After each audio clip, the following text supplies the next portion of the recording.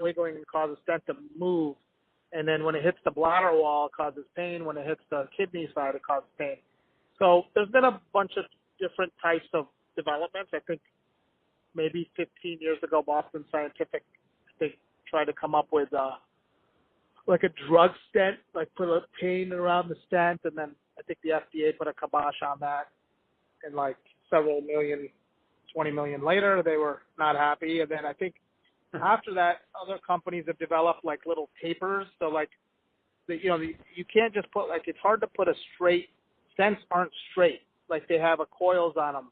So it's like a C at either end, and the C prevents it from migrating. Because if you just put a stent in that's straight, it'll just come right out into the bladder. It'll slip as that ureter moves.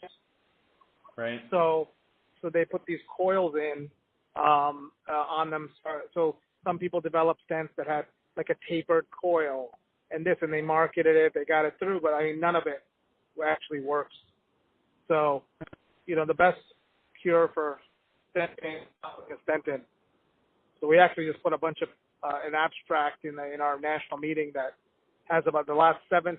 If certain patients fit a certain algorithm that we created, that actually we didn't create, we sort of modified from what's available, and that algorithm, if they fit that algorithm, they don't get a stent, and it's worked quite well. So, okay. And then I just heard someone. I was at a meeting in Paris a couple of weeks ago. I think someone's trying to develop. I think it's actually one of my friends here. They're trying to develop like a tapered stent where it's just like very short and just covers the segment you need and doesn't like sort of go all the way to the kidney and then all the way to the bladder, so that maybe that'll prevent pain. But then issues like that become like, one of the things is when you put a stent in, you want to be able to remove it easily. And the easiest removal is like, if you bring a woman into my office, we just put her in like, up in stirrups, and we can go in with these like a scope and pull it out in like 15 seconds. Versus if you have something that's high up in the ureter, you may not be able to pull it out.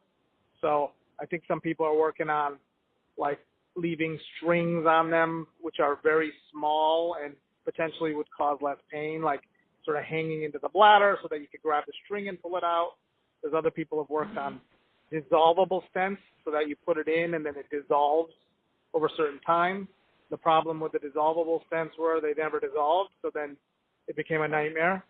And so, the other thing to keep in mind is the urine is very unforgiving. It doesn't like, and it's not like the heart. When you put a heart stent in, if you think about it, for heart attacks, they're in there supposedly forever. In the urinary system, if you put any foreign body, it'll start getting incrustation, it'll get infected, so you can't leave things in for long periods of time in the urinary system. Huh. Right. And then that stent that you typically put in there is, you mentioned it maybe wasn't from a dilation perspective, but it allowed the anastomosis to heal.